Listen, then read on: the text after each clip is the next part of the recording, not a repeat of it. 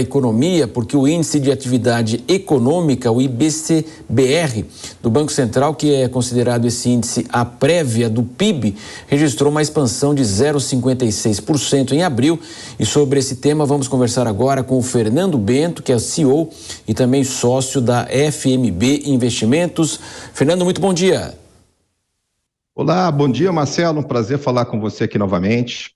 Prazer é nosso, Fernando. Então, é um dado, mais uma vez, positivo. Nós estamos caminhando aí para uma queda da inflação e, ao mesmo tempo, o crescimento do PIB. Sem dúvida, né, Marcelo?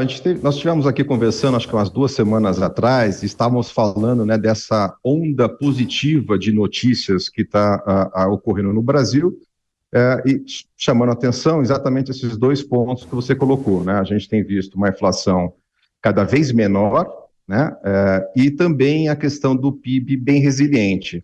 No primeiro trimestre a gente teve realmente um PIB que surpreendeu a todo mundo, né? Nem o analista mais otimista esperaria aquilo. E hoje nós tivemos aí mais um dado que corrobora essa posição de fortaleza aqui do PIB.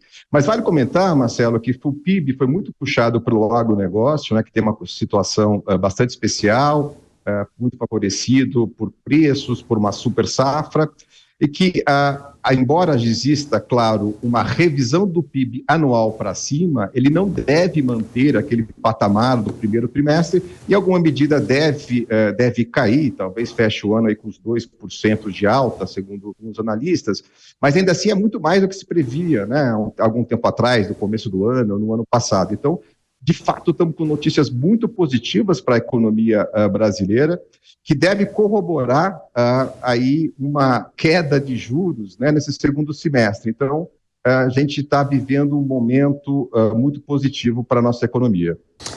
Fernando Bento, agora a pergunta do nosso comentarista Cristiano Vilela. Fernando Bento, bom dia, satisfação revê-lo aqui na Jovem Pan. Fernando, nós temos em paralelo a essa boa notícia, né, da expansão do PIB agora de 0,56% em abril, nós temos também a notícia de que o setor de serviços teve uma retração no mesmo período, agora no mês de abril. Você entende que nós temos um contexto onde essa expansão do PIB ela é puxada muito fortemente pelo setor agro, mas ela não reflete uma realidade do país como um todo, no setor de serviços, no consumo das famílias? Qual é a sua leitura sobre essa grande diferença entre os segmentos diversos da economia? Olá, Cristiano, prazer novamente conversar contigo. Você levantou um ponto super importante, né? Eu já tinha antecipado um pouquinho na introdução que eu tinha feito, que, de fato, o setor agropecuário ele é muito importante, foi o grande responsável por essa alta. Ele acaba puxando também outros setores, né, como logística, a indústria, em certa medida, a indústria alimentícia, né? Então ele acaba favorecendo, em certa medida, aqui um certo rol, né, de economias que estão vinculadas ao agronegócio.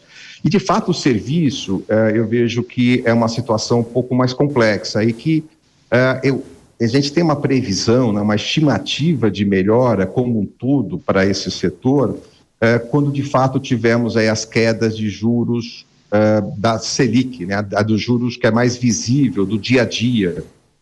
Então, ainda há muito para melhorar com relação a esse tema e vai se dar provavelmente no próximo período, né? Então, a gente acha que, só para recapitular um pouquinho, né, esse grande crescimento que teve puxado pelo agro, que foi uma boa notícia, ele não deve se repetir o ano todo. Devemos fechar, então, o ano aí com crescimento próximo a 2%, que já é muito melhor do que se previa anteriormente, mas a parte de serviço a gente deve ter um incremento aí gradual no tempo, quando a gente estiver vendo um juros cadente, né? O juros cadente que seria aí atrelado à Selic, né? Atrelado à decisão do colegiado do Banco Central. E é isso que a gente está prevendo de fato, que deve acontecer, né? Quase um consenso de que vai existir no segundo semestre.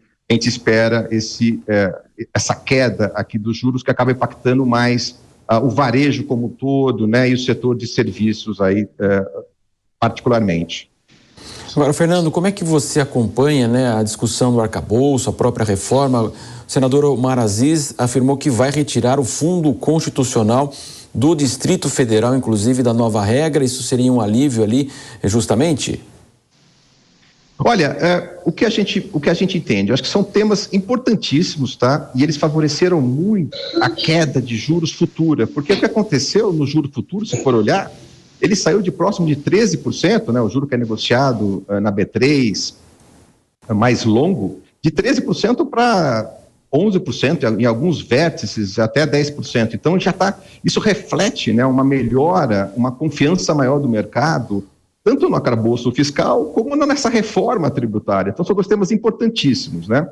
Como a gente está olhando, eu acho que o arcabouço fiscal deve ter essa mudança, assim, mas o impacto para o mercado, a leitura do mercado é que não é o mais relevante. O que a gente espera é que passe no Senado, né? Talvez tenha que voltar para a Câmara e ser sancionado pelo governo, mas a reforma tributária, Marcelo, é um tema que também existe um certo consenso que vai ter que ter essa mudança, né, para o IVA, mas é um tema que me preocupa um pouco mais, porque é cheio de detalhes, sempre vai impactar, às vezes, um certo grupo que tem poder de ação muito forte no Congresso. Então, esse tema, né, da reforma tributária, todo mundo acha necessário, né, é um tema que todo mundo acha importantíssimo, mas é muito difícil de realizar.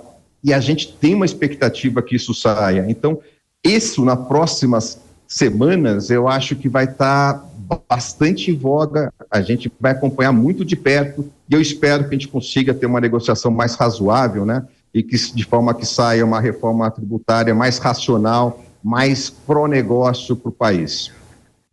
Conversamos com o Fernando Bento, que é CEO e sócio da FMB Investimentos. Fernando, muito obrigado mais uma vez pela sua participação aqui na Jovem Pan. Obrigado a vocês. É um prazer. Prazer é nosso. Uma ótima sexta-feira.